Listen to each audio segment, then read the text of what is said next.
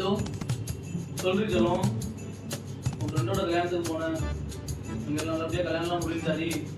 ஆமா ஆமா ஃப்ரெண்டு கூட போறான்ட்டு டெஸ்டி கூட போயிருந்தோம்.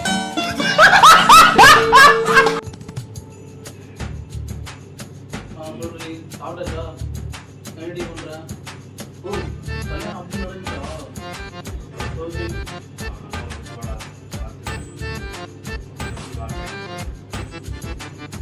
இல்லடி இல்லை இங்கே சம்பளமா கல்யாணம் வேற மாதிரி சிறப்பாக பண்ணி உன் ஃப்ரெண்டோட